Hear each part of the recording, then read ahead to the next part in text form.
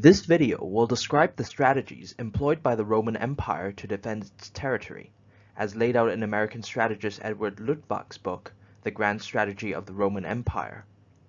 Luttwak is not a full-time historian, and archaeological evidence contradicts some of his views, but at a minimum, the video illustrates his thinking on several variants of defensive strategy, their pros and cons, and the links that exist between politics and strategy formulation.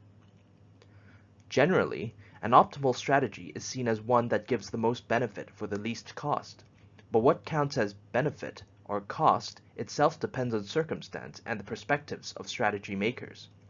Changes in either quickly invalidate old methods, and in that vein, Luttwak argues that between 27 BC to around 350 AD, three strategies were devised to defend Rome.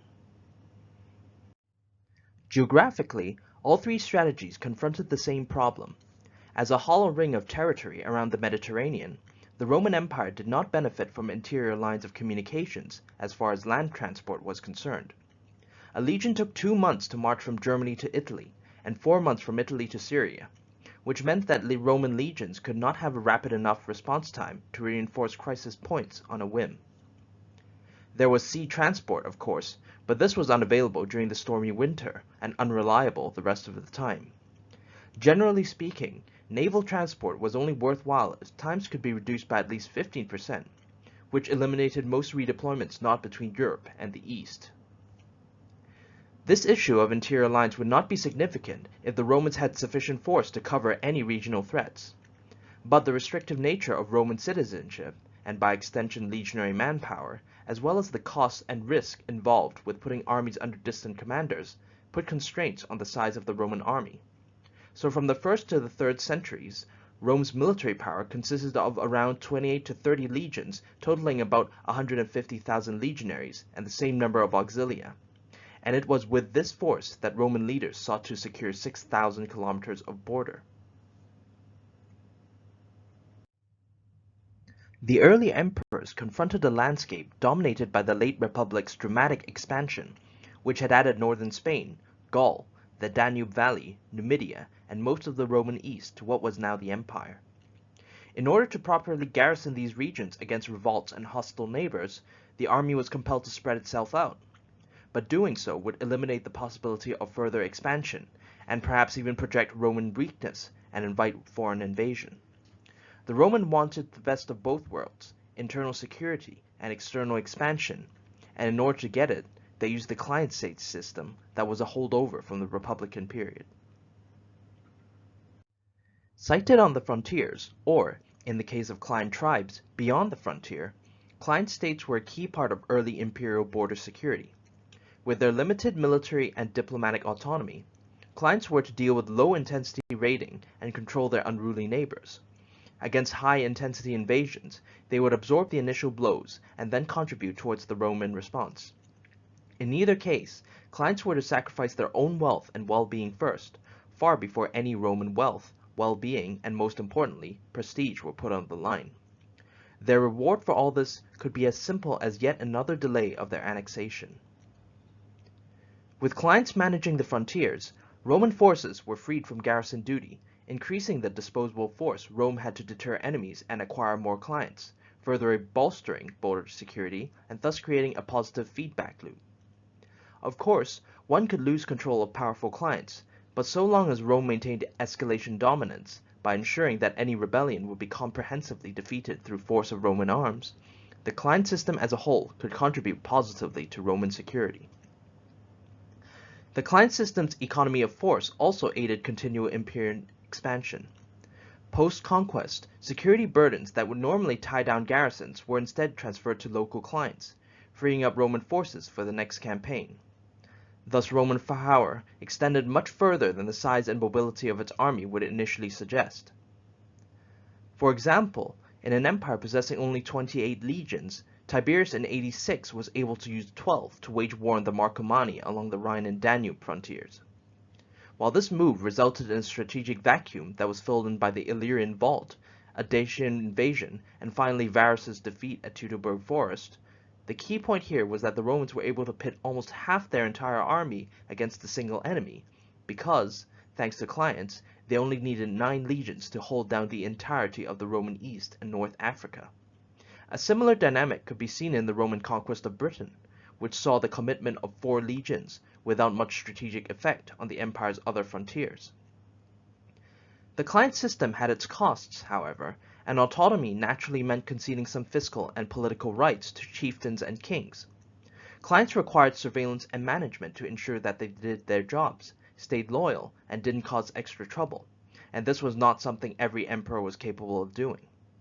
But even at their best, clients could not provide the security that Roman citizens expected of their rulers, so the system was only politically acceptable in un-Romanized areas. It was one thing for foreign subjects to suffer raids and brigands due to client incompetence. It was another thing entirely for Romans, or Romanized peoples, to be subject to the same indignities. Finally, one should also note that not every entity could be a client. They had to be somewhat settled and not completely decentralized to be useful, which probably puts the Germanic tribes at the extreme of clientability.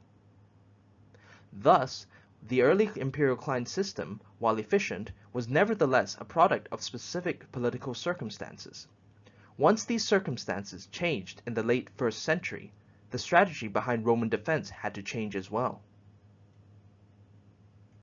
As early as Tiberius, but especially after Vespasian, Rome began breaking down the client system in favor of direct rule.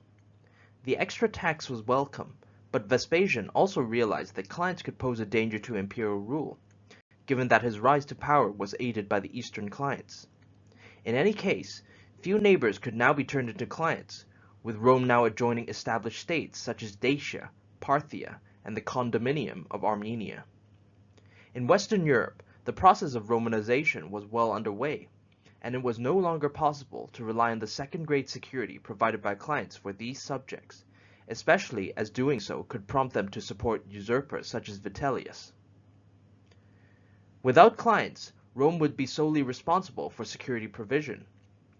Tactically, the empire would leverage its military superiority to preempt enemy threats before they reached the minimally fortified frontier. Strategically, however, this would mean that the Roman army would spread itself out in a way that would cover all imperial frontiers, sacrificing its disposable force and foregoing any more continuous, large-scale expansion.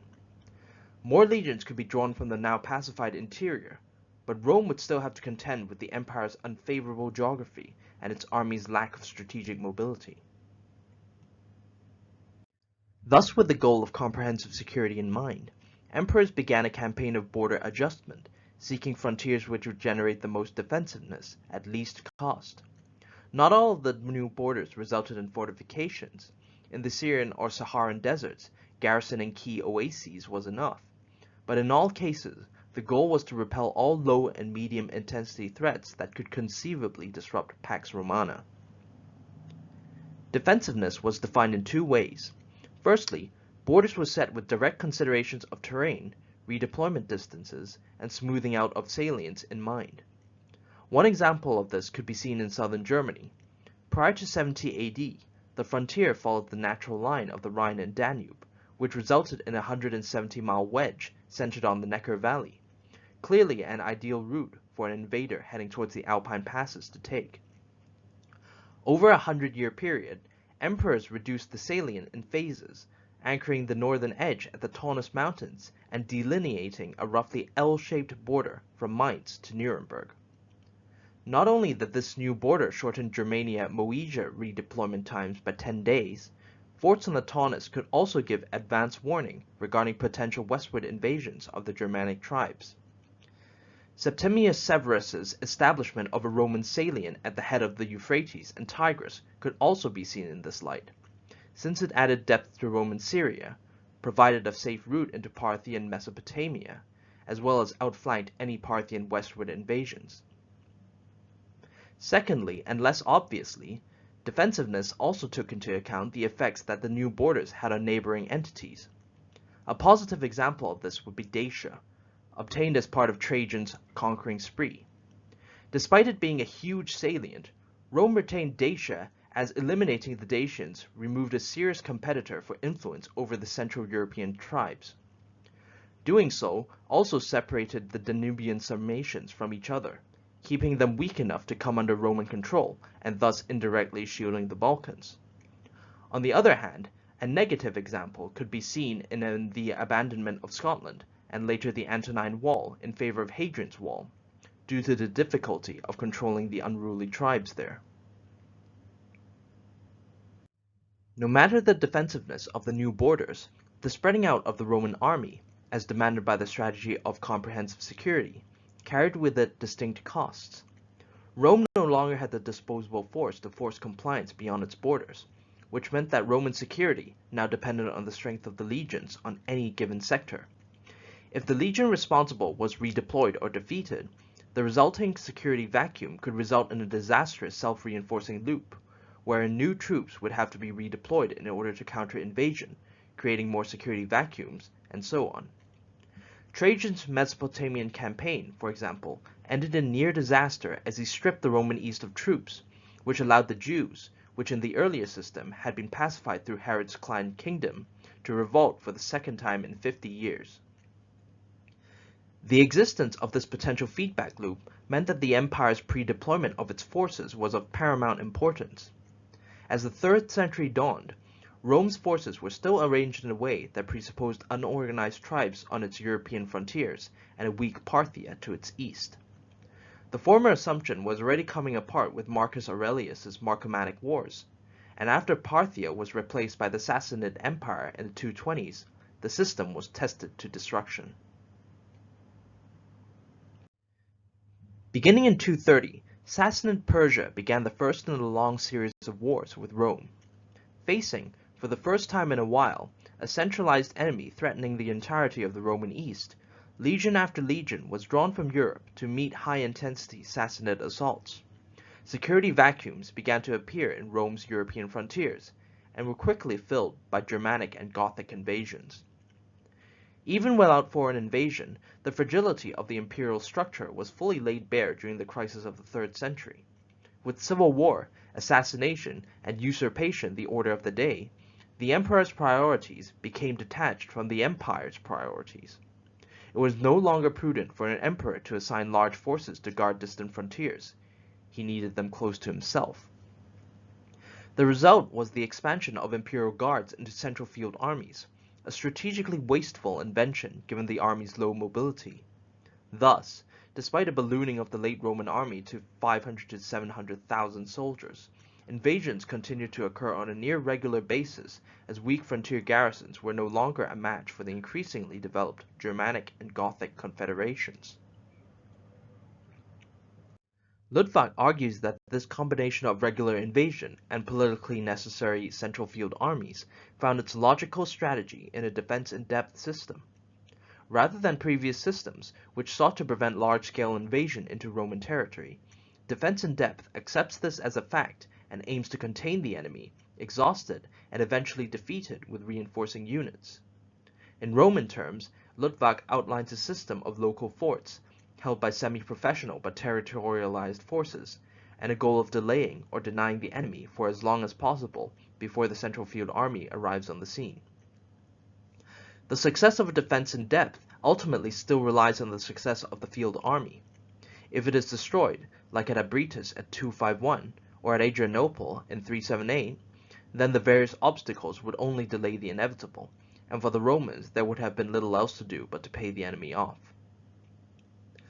Luttwak's defense-in-depth system has never been supported by archaeological evidence, which suggests that the Romans never really abandoned the goal of comprehensive security, and instead were slowly overwhelmed by simultaneous pressure from Persia and Germania, and later the Hunnic and Gothic invasions. Certainly, even Luttwak agrees that in periods of stability, such as under Diocletian or Constantine, the Romans reconcentrated their forces on their frontiers, consistent with the idea of comprehensive defense. Both systems of defense in depth and comprehensive defense would have been in line with the strategic retreat conducted by late Rome. Rome no longer had real control over neighboring peoples, and given the desperate situation during the crisis, forward positions had to be abandoned in order to reduce imperial overstretch. In such a way, Rome retreated from forward positions such as Numidia and southern Germany and abandoned the exposed salient of Dacia.